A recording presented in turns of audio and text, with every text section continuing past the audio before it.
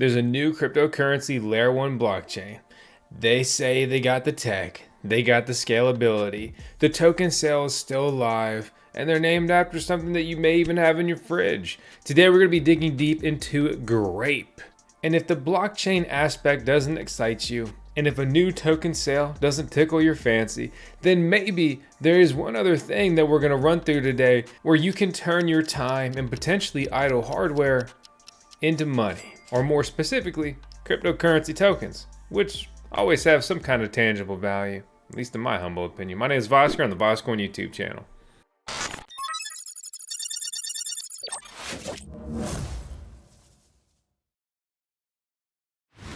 Thanks to Grape for making this possible, because who does not love a free cryptocurrency airdrop? Got that linked out down below, smash it, and go get some free Grape GRP tokens. But what is Grape, right? So they're boasting ecosystem for virtual worlds. That sounds like my style. Grape's a layer 1 decentralized infrastructure designed to meet the needs of gaming and metaverse industries. So, it's a blockchain, more or less, technology, right? A distributed ledger. Depends how you want to look at it and how you really want to break it down. But it's built on two acronyms, because who didn't want another acronym? Vine and ANN. Let's talk about Vine first. It's a proprietary DAG basis with multi-layer functionality. And basically it's supposed to be efficient, scalable, fast. And that's built with gaming and the metaverse in mind, right? So I've been saying for years, NFTs, digital collectibles plus gaming makes so much sense. Even just the simplest deployment of this would be that you literally own your skins in whatever game, say Fortnite or Fall Guys or Call of Duty, Halo, Dota, whatever. Okay, but Vine isn't just about that, right? They're deploying launchpads, decentralized exchanges. They boast that they are quantum resistant, at least as far as the encryption goes. Smart contracts, AI-based coding, decentralized cloud storage, which many projects are built entirely just around that piece of the pie. Biometric user access, a marketplace, and interoperable NFTs, standard transfer, right? So they build a transaction tree. And by doing this, they say that they can achieve an unprecedented 700,000 transactions per second. That's a lot. When we click open their white paper, Web 4 is supposed to be a codeless approach to Web 3, biometric access, AI-powered assistance. AI is quickly taking over everywhere. And we talked about that briefly earlier, is the AI neural network engine. And in this scenario, it's supposed to initially just be basically a virtual assistant, kind of like how Chat GPT can be. Grape breaks down that Web 4 is basically less complex and less financial responsibility with a similar overall, or they actually say better overall functionality. They have a big focus on GameFi. They even reference how the Tron Foundation launched a $300 million GameFi fund. But if there's one thing I know about Tron, it's they talk about throwing around a lot of money more than they ever do. Justin Sun always shows up saying he's going to buy FTX, or he's going to do this, or he's going to do that. But he never really seems to actually do anything. But he always gets that engagement on Twitter. Disappointing. A hollow hero. There have been a lot of buzz with AAA game developers, for example, like Ubisoft, bringing NFTs to their games and staying the course, even though a lot of uninformed gamers think that NFTs are bad because they're naive. They watch that South Park episode where they think NFTs are just get-rich schemes. Dude, it's digital ownership. Wake the hell up. It's ridiculous. Let's open up one of the key things that excites me about Grape.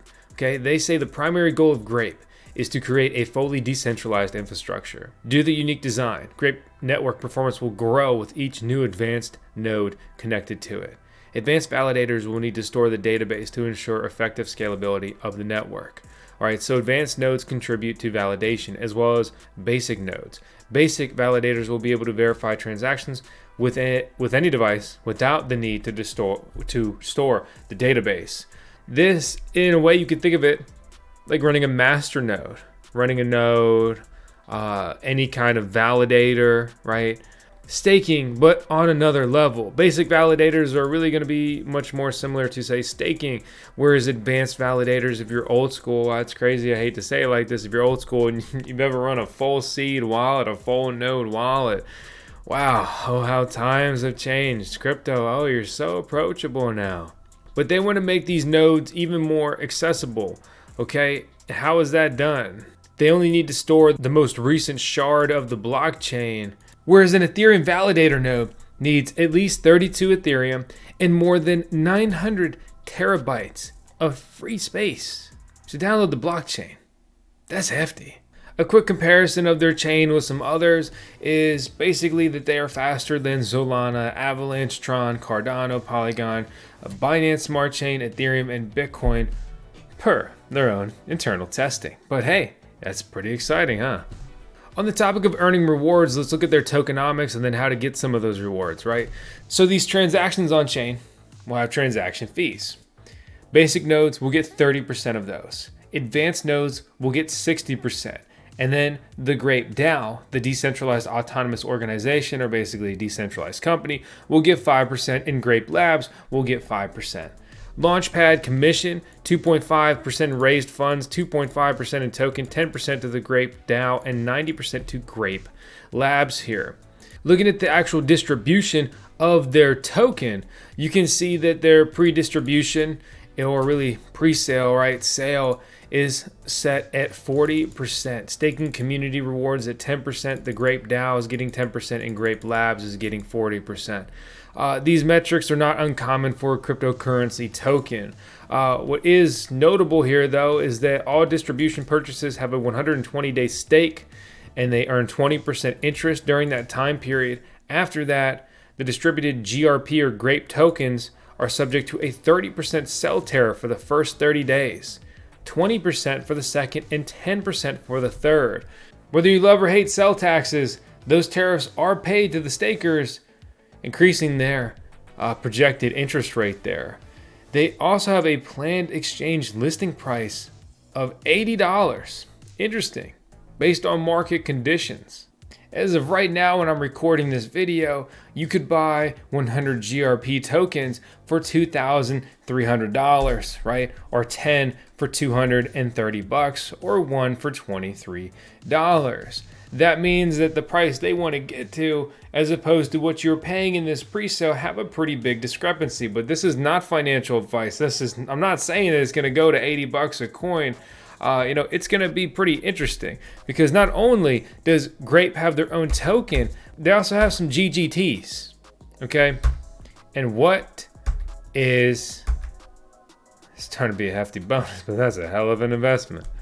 Grape GGTs are the Grape governance token that will be used for the direction, the governance, proposals, voting in this ecosystem. Looking at the roadmap, what does this timeline look like? Okay, POC Vine testnet, proof of concept, huh? Public testnet launch, Q2 2023, Q3 decentralized file storage, DFS launch. And then at the end of this year, they are hoping and planning to launch their mainnet, including a fiat on-ramp with it and interoperable NFTs, as well as the alpha launch of AN. Then in 2024, using authentication to wallets for biometrics there, and that will lead to a decentralized exchange, launchpad, marketplace, and Web4 as a service. Next quarter, mainnet sharding, and then their goal by the end of that year is a full launch of AN. This is not an anonymous team. They have public team members. You can head over to their site and check them out. And if you have questions, I absolutely encourage you to join their Discord server, which if you go after their airdrop, you're already going to be in it. It's going to be the same server. Doge Girl 420. That's funny. There's a lot going on with Grape. It's a technical project. I seriously invite you to do your own research. Click the links out below. Start digging and see if you like grapes. Or maybe you're more interested in some other produce. Or to be fruit. Whatever. My name is VoskCoin on the VoskCoin YouTube channel, home of Tails. We have 10 seconds of Tails on every video. And I would show you a video of Tails eating grapes. But do not feed your dogs grapes. because they're bad for them. Specifically, the grape seeds. Thanks for watching. See you on the next one.